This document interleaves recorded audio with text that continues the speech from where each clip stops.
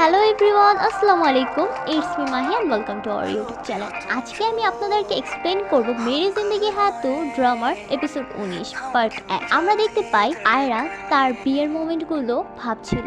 এমন সময় আয়রার মা আসে আয়রার রুমে। মা বলছেন, আয়রা এখন কেমন লাগছে তোমার? আমি নাস্তা এনেছি, একটু খাও। আয়রা বলছে, মা আমার খিদে নেই। আয়রার মা বলছে, আমি জানি এটা তোমার জন্য খুব কঠিন সময়, কিন্তু এখন অনুশোচনা করে কি বা হবে? আমি তোমাকে কতবার বলেছিলাম, সবাইকে তুমি বিশ্বাস করিয়েছো। আয়রা, তুমি ঠিক বলেছো, আমি সবাইকে বিশ্বাস করিয়েছিলাম কি, আর সে আমাকে বিশ্বাস করিয়েছিল। এখন আমাকে একাই নিজেকে সামলাতে হবে। আমি ঠিক হয়ে যাব মা, কিন্তু এতে সময় লাগবে।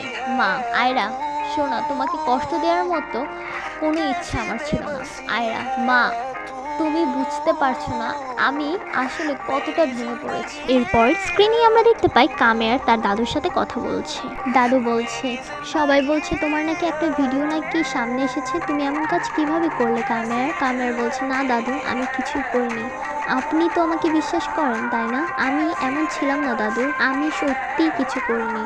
আপনি তো আমাকে বিশ্বাস করেন তাই না দাদু? দাদু বলছে, তাহলে এসব কিভাবে হলো? কামের, আমি জানি না দাদু, আমি আর এই কষ্ট সহ্য করতে পারছি না, ভীষণ ব্যথা লাগছে। দাদু, সে চলে গেছে, আমি ভেঙে পড়েছি, কিন্তু সে আমাকে ভুল বুঝেছে, ভীষণ ভুল বুঝেছে। সে কখনো আমাকে বিশ্বাস করেনি দাদু, একবার হলেও আমাকে জিজ্ঞেস করাটাও প্রয়োজন মনে করেনি সে।